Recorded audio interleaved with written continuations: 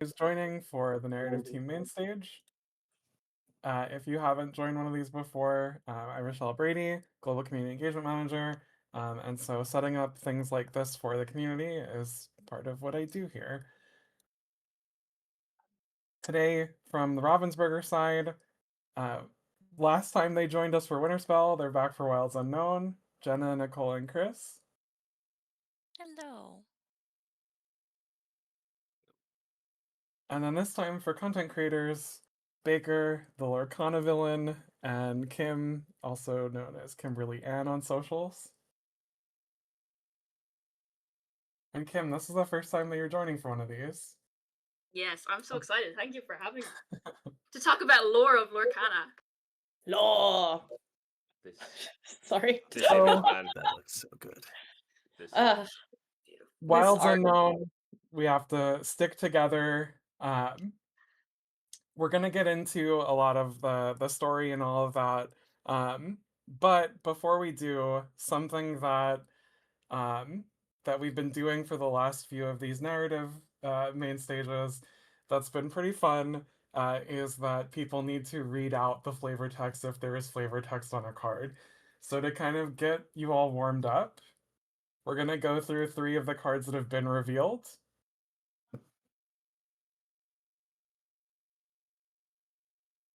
Baker, do you want to start? You're starting us off with a villain? Okay, let's do it. I'm gonna ask everyone to read this. This is also our first time seeing, like, we've seen the promo version of this Traveller, but first time seeing this art, worth mentioning. Big fan of these Travellers. Bind this glimmer, fiendish flowers. There you go. Oh man. I had to do that on podcast, and I think you did better than me.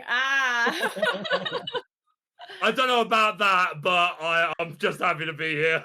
Do you want to give it a try, Kim? Okay. I'm channeling my inner Baker because he set the bar high. Bind this glimmer, fiendish flowers. That was awesome. Let's go. Anyone on the narrative team want to give it a go? Chris? Nope. No! You can give it a go, especially since Jenna did it in the Lorecast. Bind this glimmer, fiendish flowers. Oh, yeah. Good. The goosebumps! The goosebumps!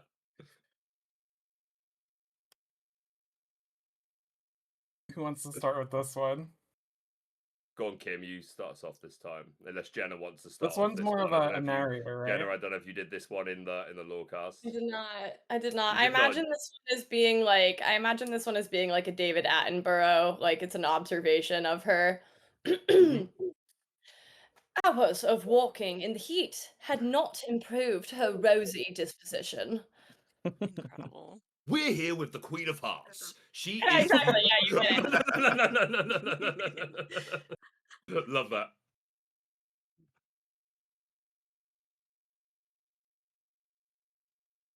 Okay, this is a fun one. Baker, you start. Can I help you? Not with your sense of style, darling. Oh, nice. That was a good Nice. direction. A great That's judgmental traveler. how I heard it in my head when I wrote it. So Excellent. I'm glad. Kim? Help you, not with your sense of style, darling. Mm. Love it. That's Awesome. great. That's like more the like Emma Stone. Am I allowed to even reference that movie exists? That's more like the Emma Stone version, I feel. Yeah. Man, she is so cool though. I love Yeah. Cruella. She's beautiful. it's fun to write. These travelers are cool. That Yeah, I'm a big outfit fan of too. them. I want her shawl in real life. I I'll make it rewatched for you, girl. I got you. Thank you. I rewatched 101 Dalmatians recently, and like, man, she is so unhinged. And Yeah. like, I forgot that like her and oh gosh, I can't remember the other Anita. woman's name. Anita. Like, I forgot that her and Anita were like classmates. Like, the whole thing is so much weirder. Anyway, Cruella is quite the icon.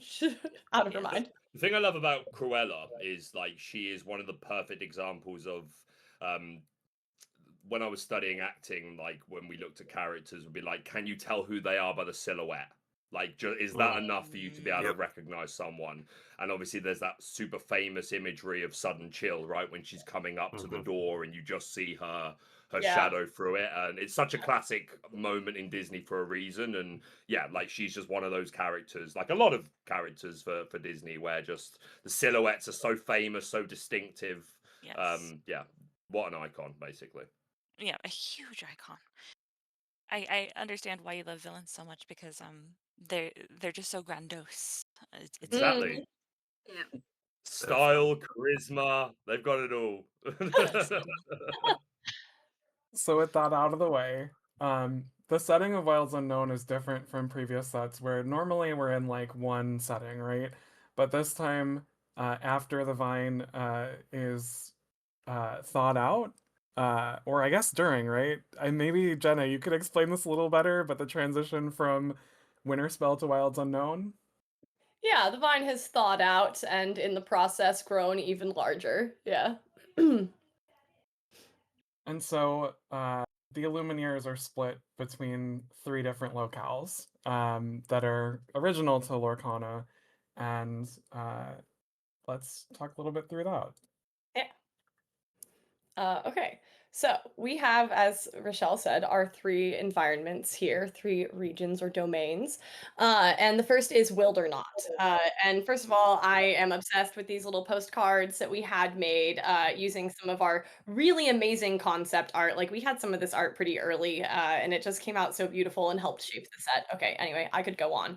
But that's why you see like, the amber shape language, the weaving in the trees, as well as the twistiness of the emerald in the paths and in the vines. So the Wildernaught is a big swampy jungle. And as you can see on the side here, some of the glimmers that we have wandering in this area are some of the madrigals and also some of the brave family. So the triplets get into trouble absolutely everywhere they go. And the madrigals actually have like a really cool little storyline, which I'm going to talk about later. But that's Wildernaught. It's and also there are flowers in all of these different areas that correspond with the primary inks, so emerald and amber. And all of the flowers have different attributes that line up with those inks, and they're not necessarily friendly. So a lot of the challenges in this set arise from that sort of like vine threat. For Wildernaught, for these cards that are here, and anyone want to do a quick read of the flavor text if you can see them?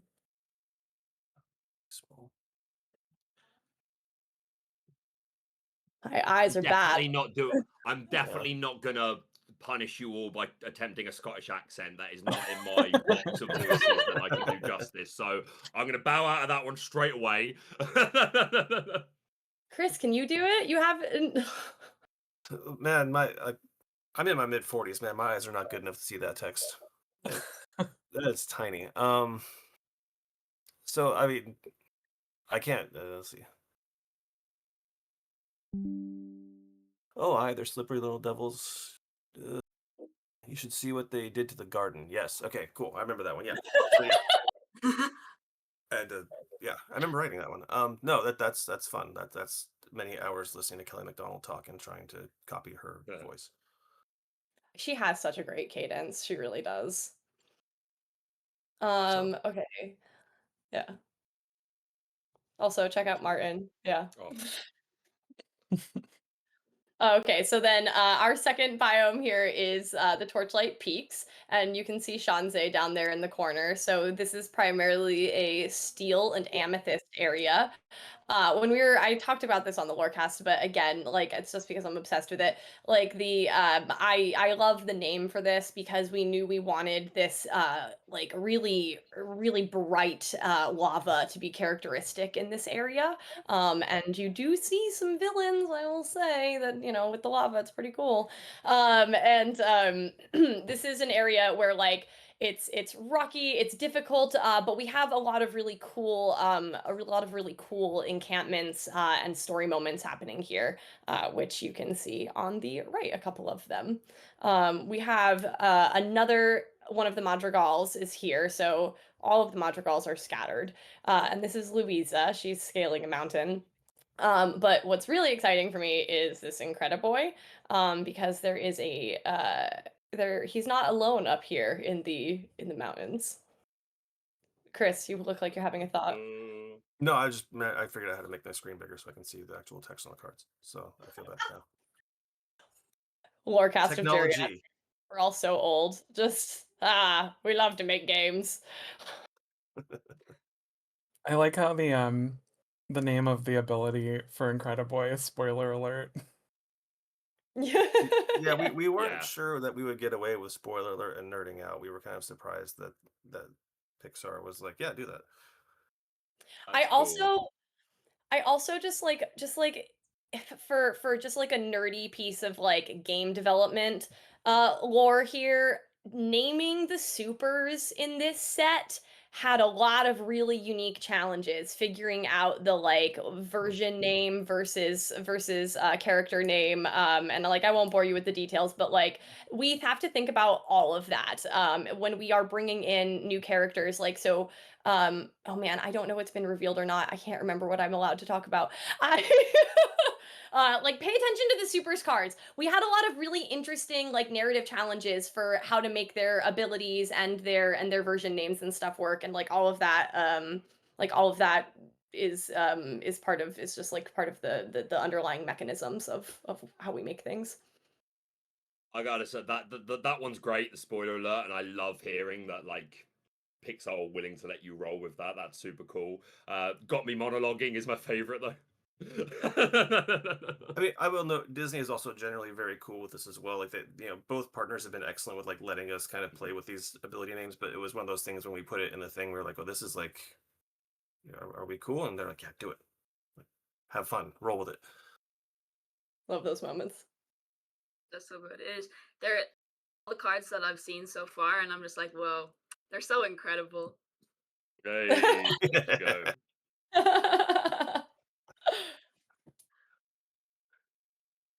That was a pretty brave pun. Oh, This is bad. I okay, and then the last region we see is the Great Empty Sea. This was a really cool area to design. We wanted it to feel very unique and very Lorcana. So one of the things that we knew when we were designing this desert is that we didn't want it to look too tropey or too American Southwest. So we actually avoided cacti entirely. And instead, we have a lot of environments here that look like they could have been on the floor of a seabed.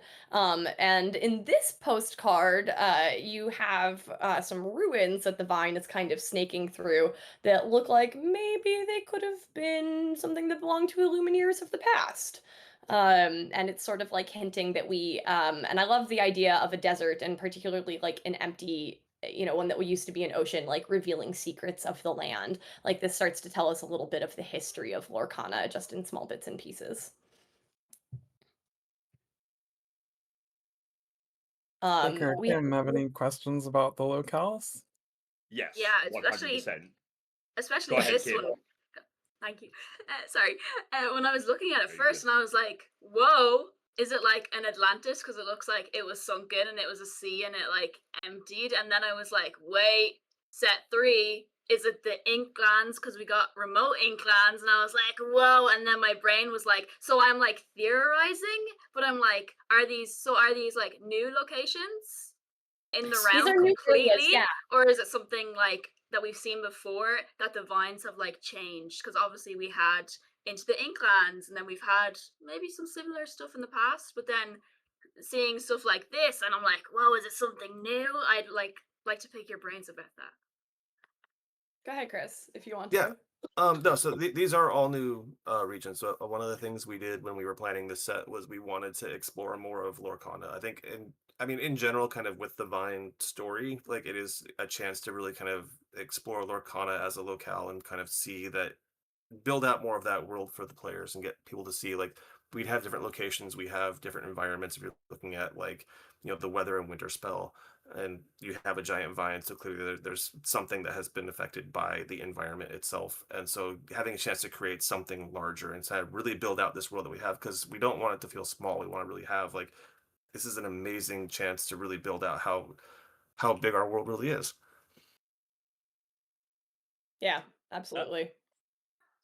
Yeah, I'm fascinated by the locations because when Lorcana first began, obviously we were introduced to the Greater Luminary, and then just the realm of Lorcana, and then by set Mhm. 3 we had into the Inklands.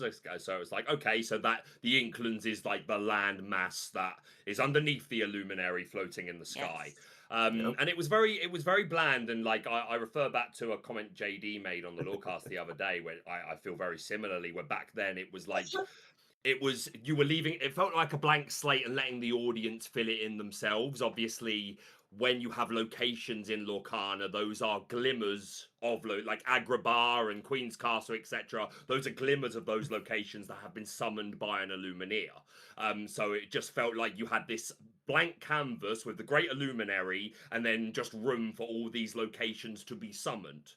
And then we got Azur at Sea, and then over to Arcasia's Island, and it all started to be like, oh, okay, so there is like a core map here that existed, maybe regardless of the Illumineers. Maybe it was here before them or whatever.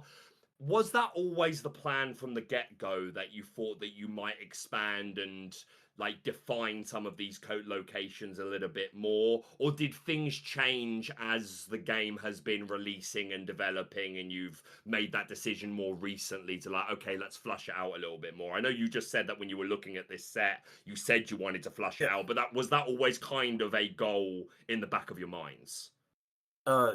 Yes to both. So Yeah, I was yes. gonna say yeah. When originally Yeah. when we built it up, we knew we had a larger world to build out, but we didn't have all the. I'm trying to how far back I want to go. So because I came on very early when in the process for this game, so I'm trying to think back to like those very early meetings. Um, so and we knew we wanted the world like the Inklings and whatnot. We knew we had a lot of different features there, but it was just sort of like you said. I mean, it very much is what you said. We wanted to kind of lay the groundwork early on of just these are the Inklings, this is the things, and kind of get the basics down before we jumped into like all these new locales and locations and things. Not the glimmer locations, but the actual like like the Yes, NTC yes. or like the Torchlight Peaks. And so Yeah. the idea was then build it out, and then as we've gone on over the years, it's been well, what if we had this? What if we had this? And then you start building up more to make it to really flesh out the world.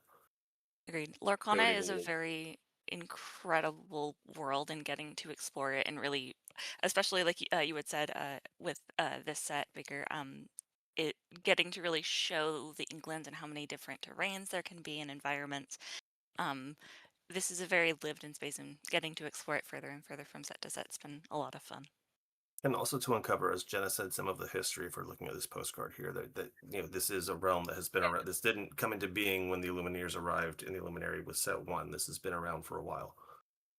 Yeah, I think that's yeah, exactly. So I think that that's like kind of like what I wanted to speak to on this question, because when you are building a new game and you are introducing people to a new world, like game narrative has to be pieced out over time, especially with something that's live service like a TCG. And when you're so we couldn't dump all of it at once, and you don't want that in a novel either. Like we all hate an info dump in the first chapter. So that's like one reason to piece it out. But like part of what's exciting about what we're doing in this game is like what both Chris and Nicole have been saying, is that we have both world building that this game started with, that we are always sort of like refining, going back to, pulling out when it's relevant, and planning new things, creating new things, and finding the proper way to weave them into the story that's already come out, and what our players are already expecting. So we are time travelers. We're always going back and forth when Yep. we're world building. I There as was stuff that we vaguely as I started, can a lot say, that we started with. it's true. As vague as I can say, one of my favorite things to say in a deep narrative meeting is, "Oh, in 10 years or in a few years." It's fun getting to flesh out a story in live service, especially with one such as a Disney TCG. And I guess what that takes me to as like to bite off that question is in relation to the location specifically.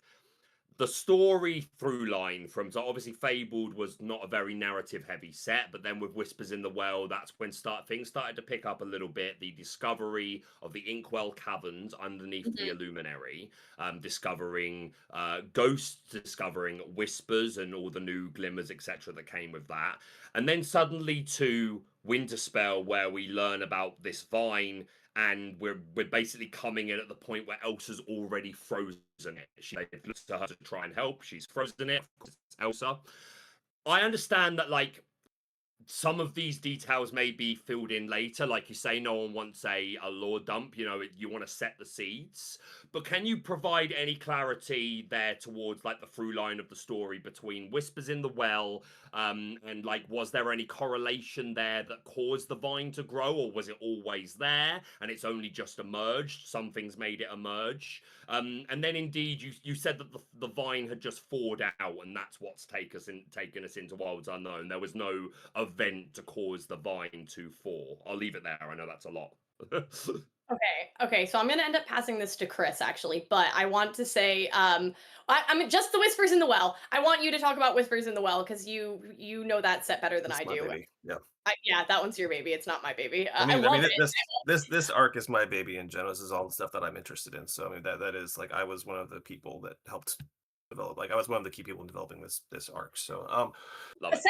Set 12, Which one? this one, Wilds Unknown was the first set that I led as Yeah. a narrative lead. So like I am extremely fond of it. But I did come in at the end of Whispers in the Yeah. Well, but that's why I want Chris.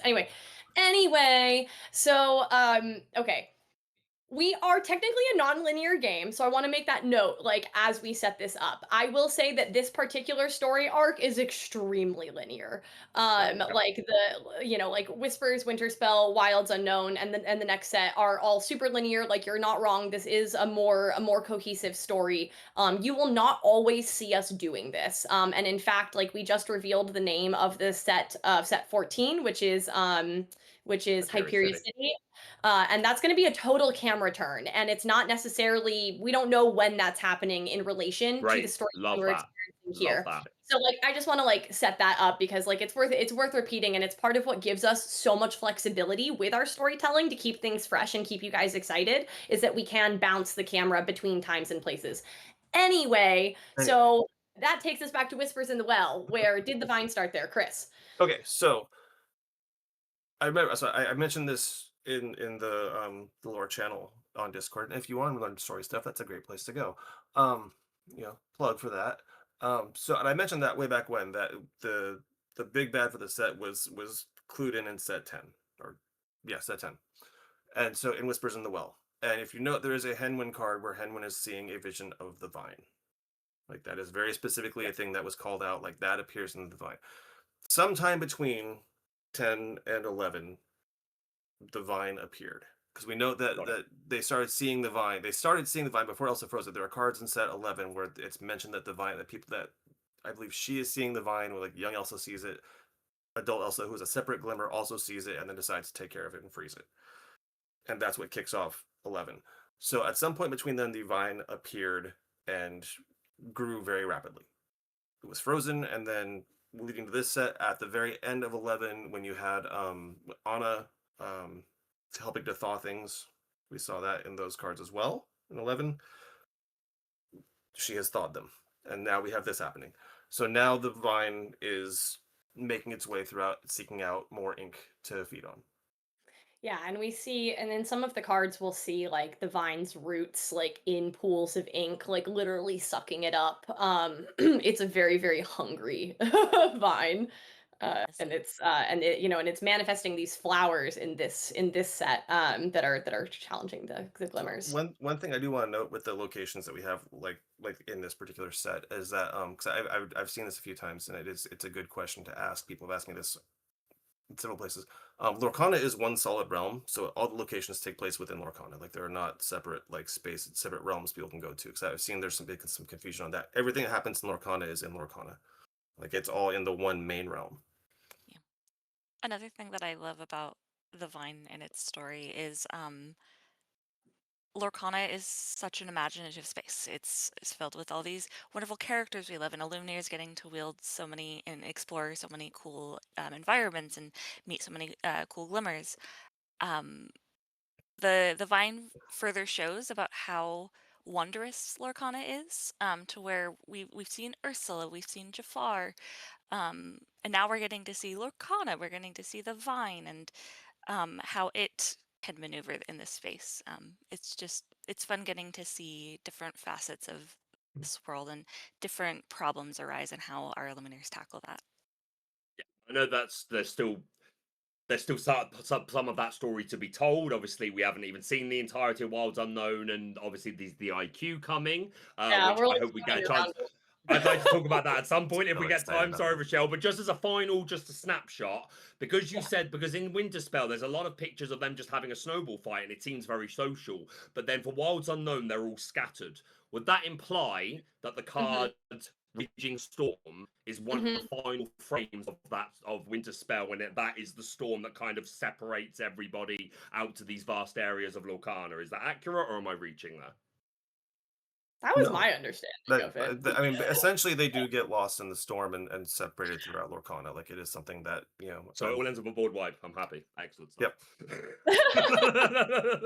Yeah, I think the idea is that, like we're not exactly sure how much time has passed between the two sets. Definitely some amount of time has passed, enough for the vine to get bigger, to spread its little, spread all of its tendrils out.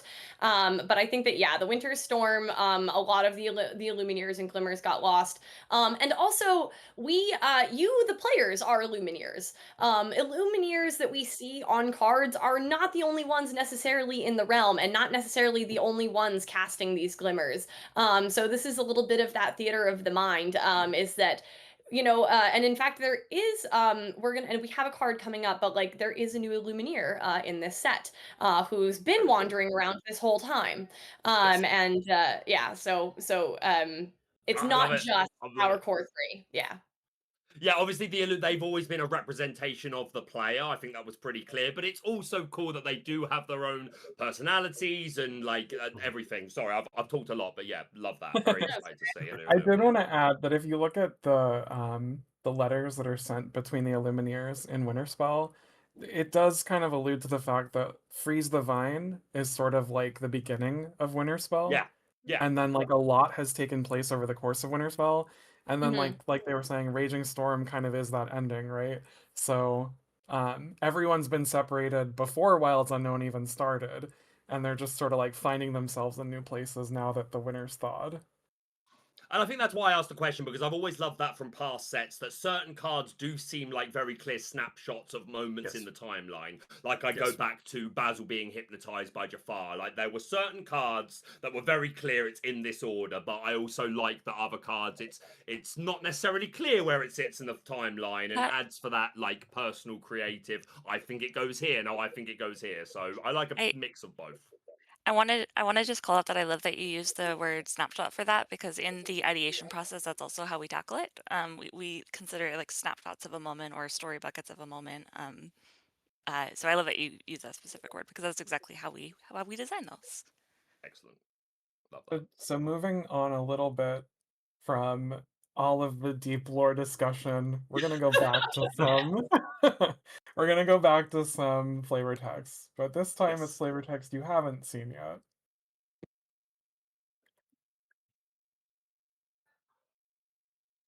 Kim, you want to take this one? This is a narrator type voice. He's okay. Prince Eric, noble swordsman. Of all the items in Ariel's trove, something about this particular sword called to him. He knew it was meant to be his. That was so good. Incredible. I'm in awe. He's a beefy card. That's a cauldron born. That's a whole cauldron born, mate. He's that's a big boy. He's some prince. He's so that like little structure you see in the background behind him. So this is a piece of connected artwork actually. And it appears in another card. Yeah. Can we assume then that he is in like the the Wildernot if we're like going by the green and all this stuff Yeah, because he we're is a seeing all Wildernot. Mhm. we're Absolutely. seeing all the like flowers and the greens and yellows, and obviously it kind of ties Martin into that. Like they're kind of his area, his expertise. But then all of these flowers, are they something that's coming from the vines or something that Isabella is going around and doing her thing, doing Oh all man, I magic? love that you brought up Isabella. Okay, no, it's the flowers are coming from the vine. But wouldn't Isabella be so interesting Yeah. in conversation with those flowers? Yeah, Before you that's right. joined, Those right at the start, we were talking about Isabella and how it's the perfect terrain for her, and obviously that it wasn't lost on you guys because we've had at least 6 cards where she's like the main character on that card. So yeah, seems like they're a good place for her. Yep. I can just see a nice team up here with Prince Eric and Isabella because she seems to be a bit of everywhere.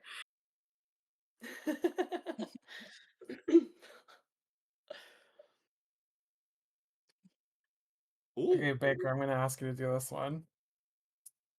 you have to be ready to take advantage of any opportunity, and this vine looks like a pretty big opportunity. I love this character. He's so good. He's a really I love interesting character. I This love is her. actually a very reasonable stat line for Ruby Dex, to be honest with you. Like, it's inkable. This is really cool. I like this card. He's in the mountain terrain. No, he's in the Ruby Sapphire Sea, the Great MTC, of course. He's a Ruby card. Yeah, cool. I like him. We have quite a big contingent of the Atlantis crew out in the desert, and I had so much fun with that Atlantis storyline, and also it's one of my favorite Disney movies, so It's that's It's why. brilliant. It's so good. such a good Beautiful. movie. I did not appreciate it enough I did watch it as a kid and I didn't appreciate it enough. And then a few years ago, I was like, this was just, I didn't appreciate it. It's such a good film. Banger. My kids did like it. I was gratified by that. They do not always like the precious childhood memories that I share with them, but they did like Atlantis. Good. Good. It's a really good adventure film. Yeah. Yeah. Yeah. Great Especially when they're characters. exploring something new and we're exploring something new and bringing them like back in like full force to this set just makes so much sense like narratively when they're like coming in and we're going to explore it with them because that's what they're like, that's where they came from, that's what they got, like they're now known for doing. Yeah, it must Yeah. help when you're working with characters where their thing they're known for is like adventures and quests already, which you could argue is the case for many Disney characters anyway, but especially like a group like this, like seems ideal. I think it's funny because it's both ways. Because I mean, it is, but then the ones who aren't is even more fun to put them in like Mhm. those weird Yeah. situations where you get like a Daisy Duck who's maybe more fashionable, and you go like, let's put her in the desert and see what happens. Exactly. Agreed. It's a good mix. I also just think it's really fun to imagine like this work glimmer, like it just is so in character for him to be like, oh, there's a thing happening, I'm going to be evil and take advantage of it. That looks expensive. That vine looks like Yeah. it'd fetch a pretty penny. I'm not gonna lie. Not just the vine. Check out his art. There's something in the background Mhm. there. It Look at looks that. like a big Interesting. machine. Oh, what is that? Interesting. Is it the That's it. mole? Oh, Oh, it's Grumpy. Juan Diego as well. I love this artist. He's so good. Yeah. Oh, that's cool. It's excellent. This is Who also wants part to, of who a wants to cute little read? story. When you get all of these cards, this is also part of a cute little story. Yep. Who wants to read Grumpy's text? I can Oh, go no for one's it. jumping for Grumpy. Can you into You it? choose Richelle. Richelle, I think you should just put people on the spot, and you should just be like, "You, Yeah, just you're make 'em doing do it. this now." Okay, Baker, you're on the spot. What you doing? You nearly put me through a wall with that sneeze. You want to bring the whole mine down? Oh, That was perfect. great. So good. Is he that aggressive? I Oh, can't he's so remember. good. So good. Scott is aggressive. He's Yeah. grumpy. It's pretty aggressive, actually. Yeah. As clearly, Sneezy just nearly brought the blooming mines down. Like, of course he's fuming. That's true. Not wrong. He's This is a sore-headed. 777. The chat right. This is a 777. That's crazy.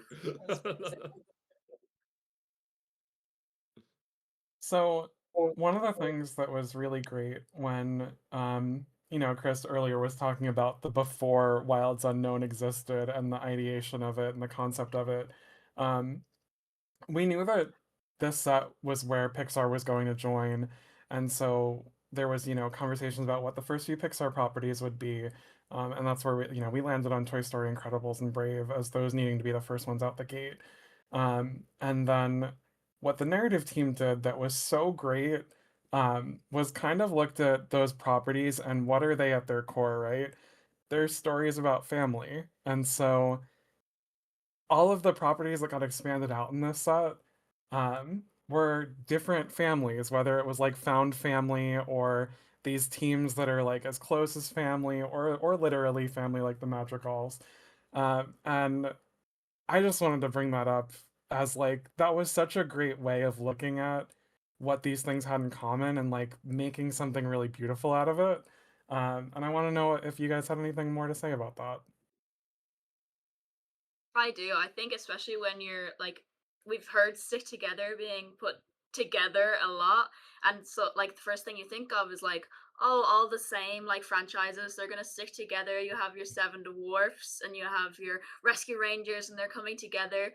But like I really want to know, are we going to see any unlikely characters? Like is Sid gonna team up with Maleficent out there somewhere and just cause You're mayhem? spitting. You're spitting, Kim. Is an interesting pairing. I'm trying to think. Okay, it's a good question about like if there's any unexpected pairings in this set. It was because they were Ruby Amethyst, so it just made sense. There's an Atlantis card that I think has an unlikely pairing on it. I don't know if anybody would agree with me, but I think that that's an unlikely pairing where you have somebody kind of villainous and somebody kind of good working together. Um, Chris, do you remember anything specifically? I mean, some of the beauty of it is that you can team them up however you want. So I mean that is the one nice thing because any individual cards you have team up regardless. But I think I'm trying to think like what are the unusual ones. I feel like there definitely are some. It's been a while since I've thought about this particular No, set. my God, it's been so long since I made this one. I Um, but yeah, I think in general it is that's such a good pairing. I'm just I Okay, still you think know about what? Sid and Maleficent, and there's just something delightful about that I'm gonna just stick on for a while. I don't know if it's an unlikely pairing, but I do think that there is a really interesting storyline with Sid where it's where some unexpected things happen that you wouldn't necessarily and they're all out in the desert too. Um Yeah, that was one so this is question I did prep stumped about us. That's Sid. crazy. You stumped all of us. I just like a Yeah, bit of so, lore, you know? absolutely. I'd love to know more about where you see Sid, unless again there's still some of that story to tell, and for those reasons you wanna stay mum on it. But yeah, like, is he No. hunting the toys? Is he also in the Sid is in the himself. Emerald Sid is jungle? himself. Yeah, for sure. Like one of the things we always try to do is like follow the character's authenticity. So like yeah, Sid is absolutely going to be out there trying to torture his toys because that's what he does in his film. That is what he is. He's this like low-key, really petty villain and that like he's going to live up to that in this set 100%. Yes. Hey, they're lucky to have a doctor in the jungle. Like that man is True. that man is medically trained. Like I don't they believe he's can ever do a been to lot medical worse. school, though. I agree with Buzz on that Yo, one. I don't. Sid MD or PD, I guess. Boy doctorate. I don't know. That was a really good But joke. yeah, That was a great going deep back cut. going back to your question though, like Richelle about like the themes of family. I think it'll be a crime to not observe and say outright it's clear how much thought goes into which characters and IPs and glimmers are going to be in each set. It isn't just, scoop a random bunch of glimmers and try and make them fit. It's like, okay, we're bringing in these three IPs, like with the themes of, again, as you say, family Yeah. and togetherness, and which IPs that we have most speak to that. And madrigals, seven dwarves, things like that. I think is great. And Toy Story specifically, again, I don't want to do a disservice to Brave or Incredibles because they're amazing, amazing IPs. I'm really excited to explore them. But Toy Story, like again, it's such an older film. I think a lot of people grew up with it. The idea of bringing that into Lorcana, that must have felt like, okay, we're playing with something very special here, and I'm sure that's always the case with whatever IP you're dealing with. I have no doubt, but like, can you talk a little bit about the excitement of just bringing in Toy Story and thinking creatively about how you're going to include them in this set and putting them in the Wildernaught, etc.? I'd just love to hear anything you can share on that. Yeah, I can take a stab. And Chris, I'd love for you to talk about it too. Like, one of my favorite things about bringing Toy Story into this set was the Buzz and Woody, the Buzz and Woody cards that we got to design because they're both these natural leaders, but they have such different approaches to it.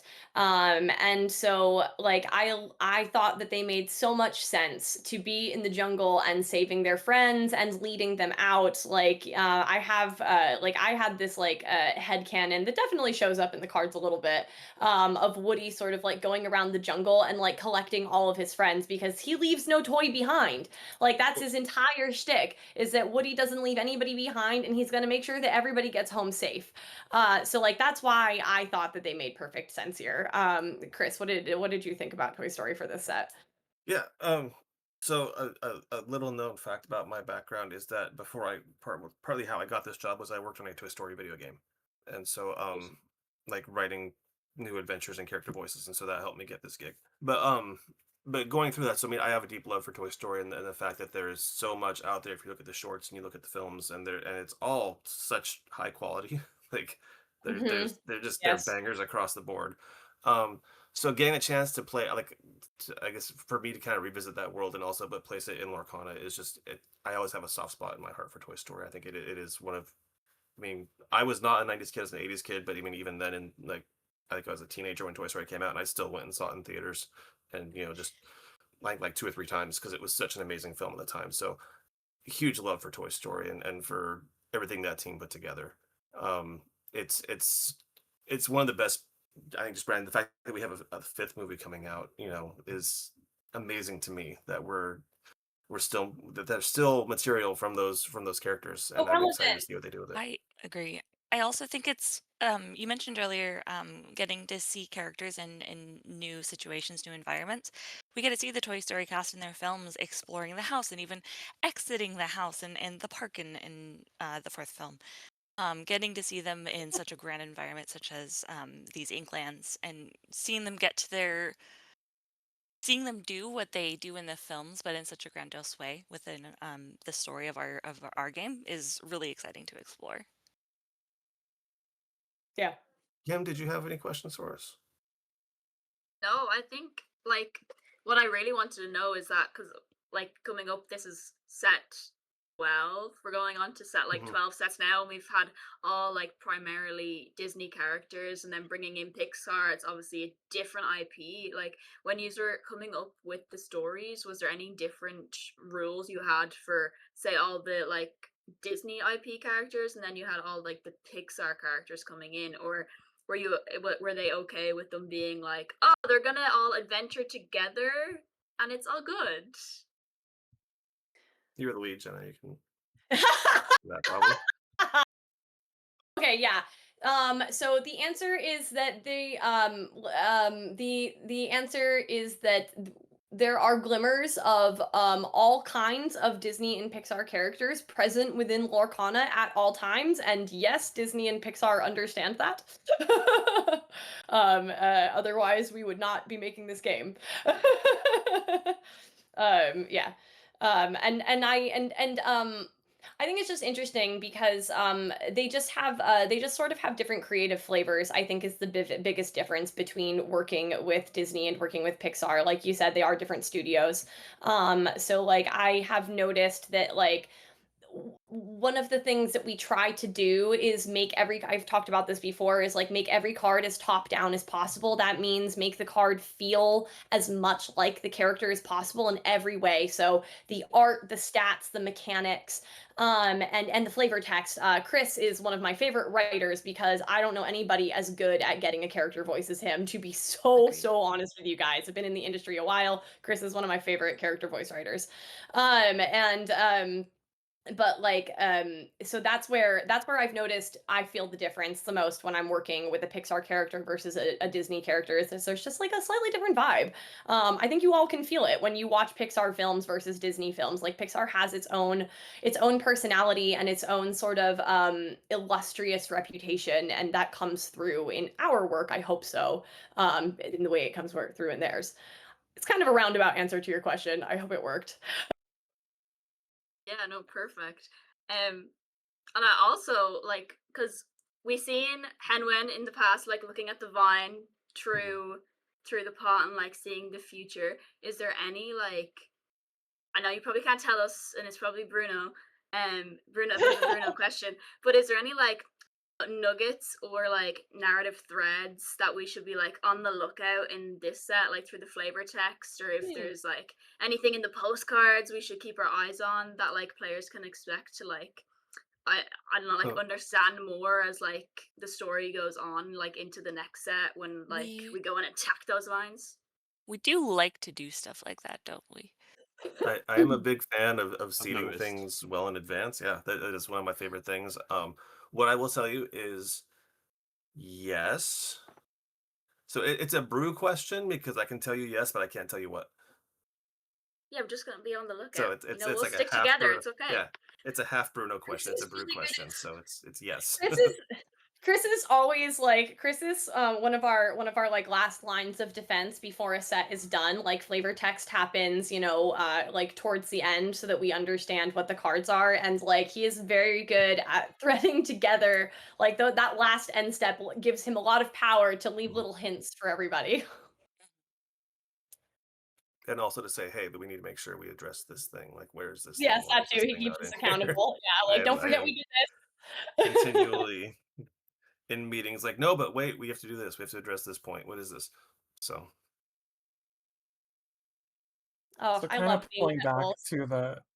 pulling back to the the idea of the families and stuff together.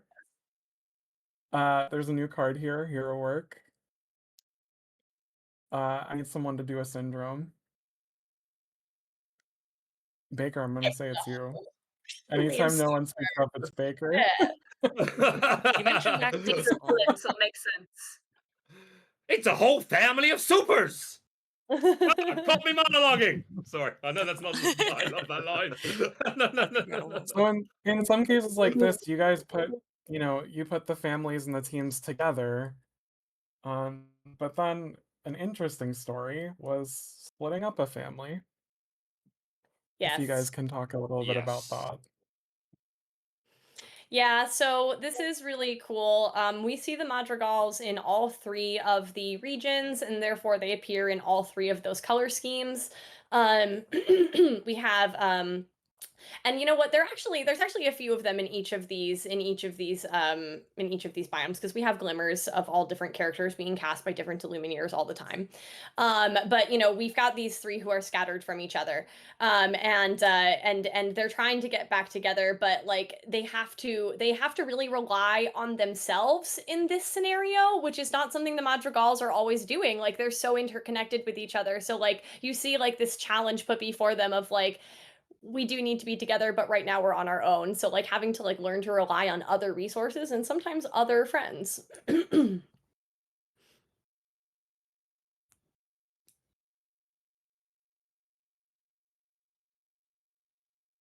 Okay, and I did ask if I could talk about this one. But does somebody want to You do can. okay.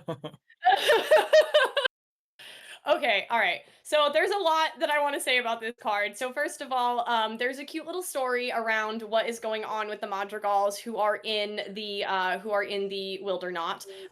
There is a little like outpost that they're manning out there. So I encourage you to find all of the cards that take place in this little area. And Dolores actually, she can hear people who are in distress and glimmers who are in distress and send help to them.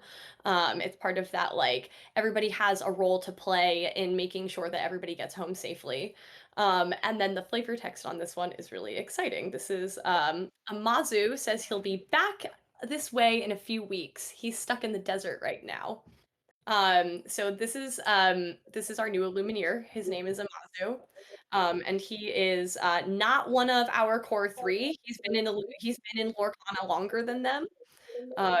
Nicole, Chris, do either of you want to say anything about that? I adore Amazu. um, I am excited for people to learn more about him. Um,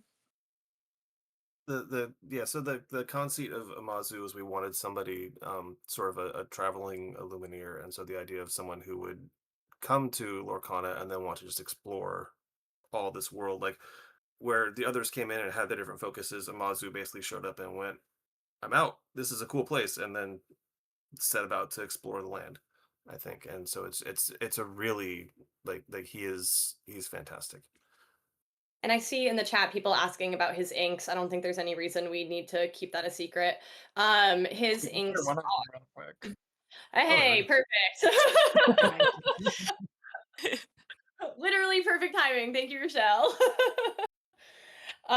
Okay, so his inks are amethyst and ruby.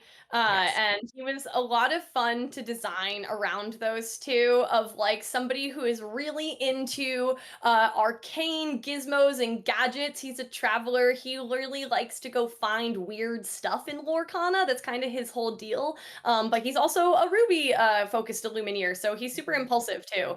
And Yep. just kind of likes to get up and go.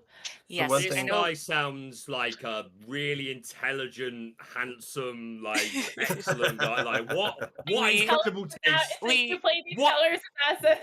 yes what we had incredible a taste this Illuminator has in ink colors. Like enough said. Say no more. we Sorry. imagine him being the type of Luminaire and just person who he has so many stories to tell, but he's not going to jot them down. He's continuing to explore and learn stories, both his own experiences and hearing others. So if you're by a campfire or if you're traveling with him, word of mouth, he just tells the most enrapturing tales. One thing I will note, this Love came it. up in the chat earlier, and I don't see reason not to discuss this also. People want to know what Hana's colors are, and we probably should mention that because I don't think we have. So Jenna, do Yeah. you Yeah. remember what Hana's colors are? I do remember Hana's colors. So Hana's colors are sapphire and amber. And you will see more of her very soon. We did hint at her in Whispers in the Well. I actually got to write some of that flavor text for Yep. her book, Yeah, Hana's excellent Herboreal. job of it too. Oh, thank you. It was so fun. I'm a big plant nerd in real life, so I was like, please, I beg you. You'll get to learn about her very soon as well, which is really exciting. Mhm. We love our Illumineers, if you can't Yep. tell by how excited all of us got about that. So Yes. I thought I saw, Richelle, that there was some art that had a Mazu in it earlier, but maybe I'm wrong. Possibly. Oh, and a card? Not on a card, but I thought there was like a piece that we had on the screen earlier, but I'd have to look back and see. I don't remember We seeing might it. Oh, have. I don't think we've shown anything. Okay. There's a piece of art he exists in, but I don't think we've shown it yet. Okay. I think we did, but I could be Oh, wrong. Yes. Today? I don't remember. If we did, I totally didn't even realize that. It's small. Part of a greater piece of art. Sorry, everybody, we're professionals, as you can see. Teasing us Very now. prepared. Before we move away from discussion about Illumineers, though, because like I love fleshing out their lore, but I have one. It's not even really a question because I don't think you're going to answer it. It's more a statement that I just want to kind of gauge your reaction more than anything. Okay, an Illumineer that went over to the dark side and became a villain. Thoughts? Thought so. As you were.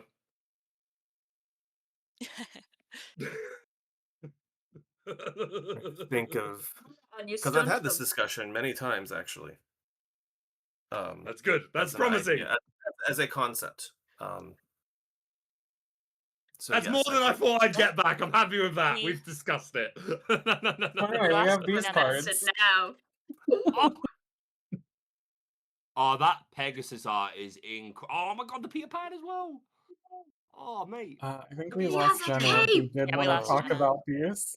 Oh no. Look Okay, these are the ones. you. So these cards actually are connected if you're looking at them like with the vine. And they're separated by the vine. These cards. Oh, Jenna's back. Jenna can talk about these. Cool. Jenna, are you there?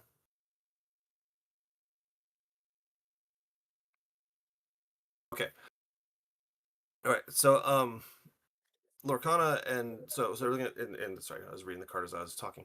Pegasus and Peter Pan are two glimmers that were separated and are looking for each other. So you have searching far and wide, and you have searching high and low as they're looking for each other to reconnect. There is a connection with these two glimmers. Richelle, do you have where they are appearing in? Like, I don't remember off the top of my head the title that we're using, but I think you can tell me. Yes. I actually Yes. don't remember the title either. There we go. But There we go. Quest of Wonders. There someone we in go. the chat So, yes. did. Yes. Thank you. Thank you so much. Yeah. Sorry, this is not something that I'm fully involved in, so I don't have as much information as Jenna would have. But yes, so this is with the Quest of Wonders book, and they both appear in that. This is a call out to that particular book.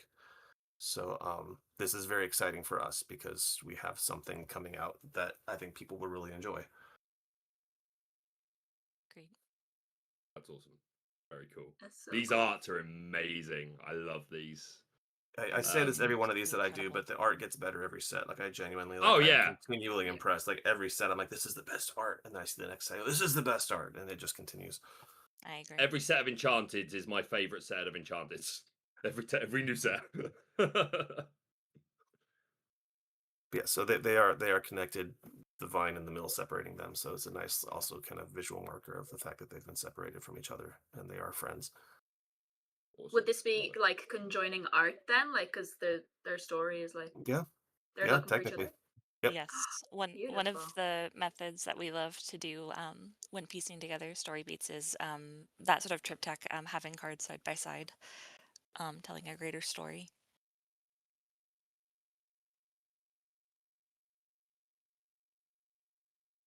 I don't know if Jenna's able to speak again, Ah.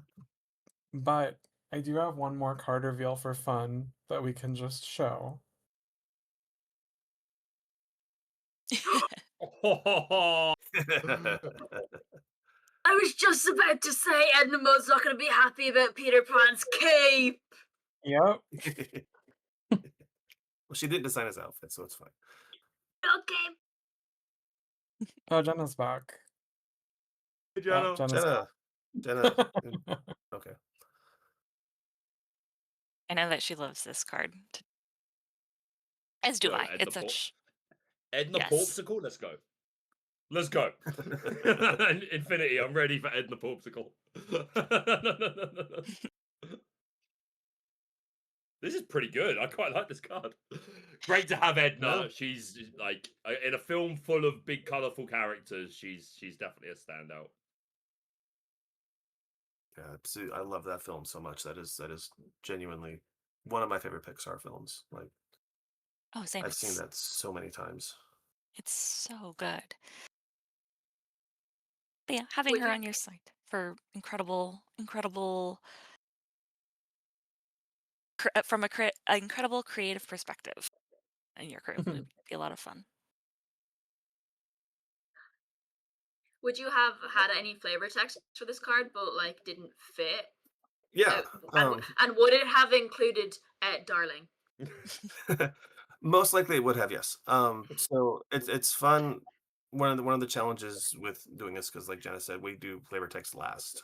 So we usually have a good idea of how much space there is. I've been doing this long enough that I can kind of eyeball a card and see how much space there is for flavor text. Like in this case, obviously, like it's completely full. There's no room for any kind of flavor on it. So you have an idea of how, like, go, well, I have like one line to, like, make to tell whatever I want the character to say, or I have two lines, however many lines it is. Which is why, the vanilla cards are so much fun for us. I know mechanically they're not as much fun, but for storytelling purposes, we always love those the best, because you can actually tell a story on those. You can get things like poems and things like that you don't always get. A good example is the Maleficent card, the one we had earlier, the Ruby one, where that was actually part of a larger spell, and then we don't have room for a larger spell, so we just picked the best line and put it on there. That's true. I love that. Is that the same with the likes of like story cards that we've had at the back of packs in the past? Are they like the same as flavor text? Would you guys have written them at the end when your like story has like Those come are together? actually pretty early on, I Those, think. yeah, those are unique to flavor text.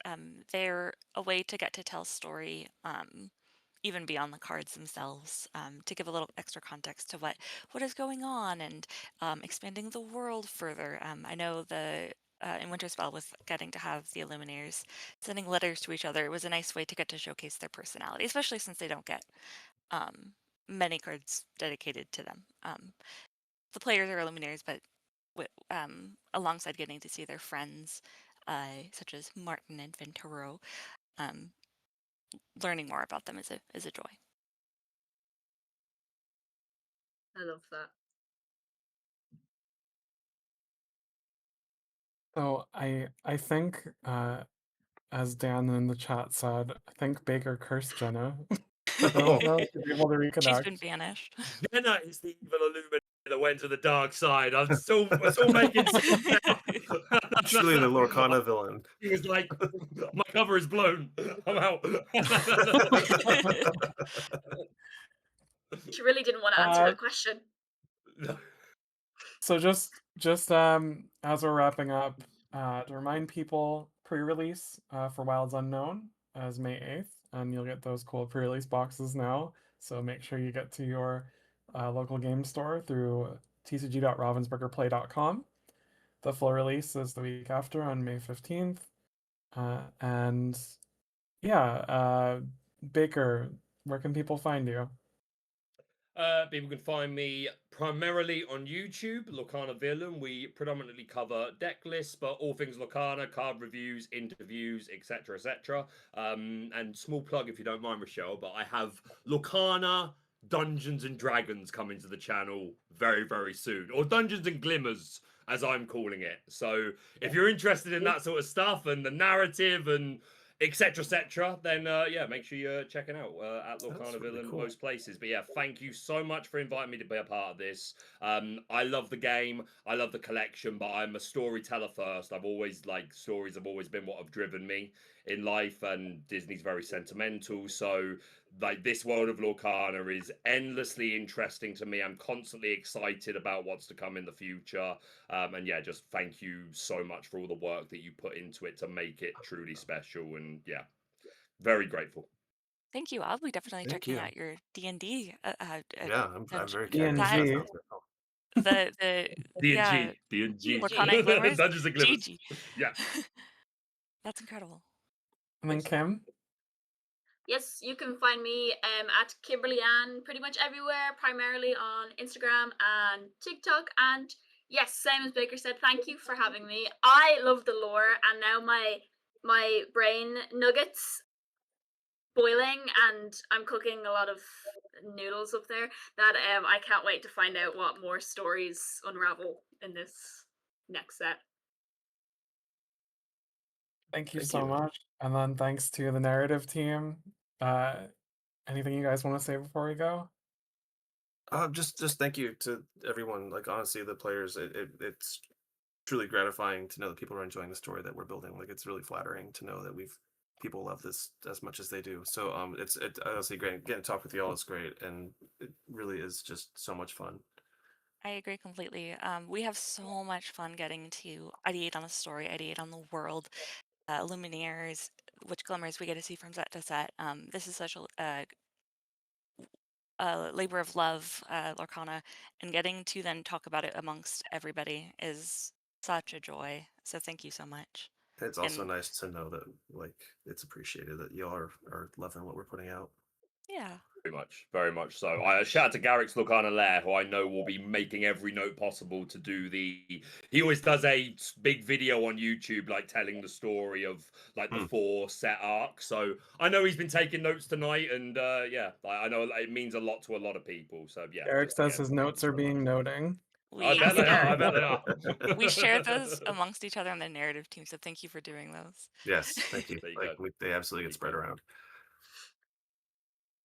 And I don't know. I don't think we can get Jenna back in, but I'm sure she would say something very similar. Yes. So thanks everyone. We'll have another one of these on Monday for the creative team. So make sure you come back and join us to talk about artwork. Thanks everyone. Thank you. Thanks, Thank everybody. you guys. Bye bye now. Bye.